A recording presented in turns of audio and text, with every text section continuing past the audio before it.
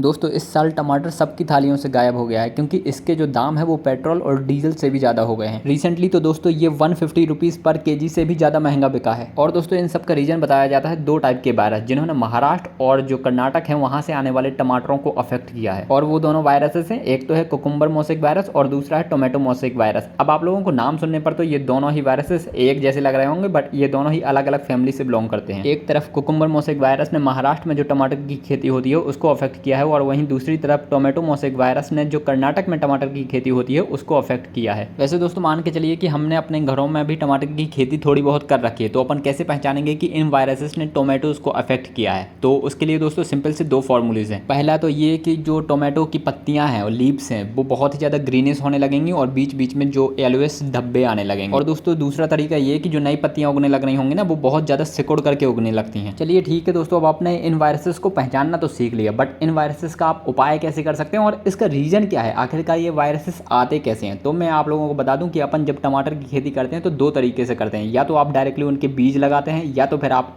पौधे को नर्सरी से लाते हैं। अगर दोस्तों आप डायरेक्टली बीज लगाते हैं तो बीज जो है वो प्रॉपर तरीके से स्वस्थ होना चाहिए, इसलिए आप लोगों को प्रॉपर तरीके से बीज भंडार से ही बीज लाने चाहिए। और दोस्तों अगर आप नर्सरी से पौधे लाते हैं तो वहाँ पर जरूरी है कि जो नर्सरी में जिन इंडिविजुअल्स ने उन पौधों को उगाया है उन्होंने प्रॉपर हाइजीन का ख्याल रखा हो, क्योंकि अगर प्रॉपर हाइजीन का ख्याल नहीं रखा जाता तो भी आगे चल के इन पौधों में प्रॉब्लम्स आ सकती हैं। अब दोस्तों बात करते हैं कि ये रोग फैलते कैसे हैं, ये वायरसेस फैलते कैसे हैं। तो दोस्तों दोनों के अलग अलग तरीके हैं, बट दोनों के जो कॉमन तरीके हैं वो मैं आप लोगों को बता देता हूँ। जो ह्यूमन के हाथ होते हैं उनके थ्रू भी ये वायरसेस फैल जाते हैं, और खेत में अगर कोई एक पौधा अफेक्ट हो गया तो अगर आप लोगों ने उसको नोटिस कर लिया तो डायरेक्टली आप उसको निकाल करके फेंक दीजिए, क्योंकि वो पौधा पूरे खेत को बर्बाद कर सकता है। और दोस्तों कुछ कीट भी होते हैं जिसके थ्रू भी ये वायरसेस फैल जाते हैं, तो आप लोगों को डेफिनेटली कीटनाशक का भी यूज करना चाहिए। तो आई होप दोस्तों आप लोगों को सारा टॉपिक बहुत अच्छे से क्लियर हो गया होगा, और इसी तरीके से और इंपॉर्टेंट टॉपिक्स पर अगर आप डिस्कशंस देखना चाहते हैं, उनके ऊपर एनालिसिस चाहते हैं, तो हमारे चैनल को विजिट जरूर कर लीजिए, क्योंकि वहाँ पर और भी बहुत सारे इंपॉर्टेंट वीडियोज़ ऑलरेडी अपलोडेड हैं।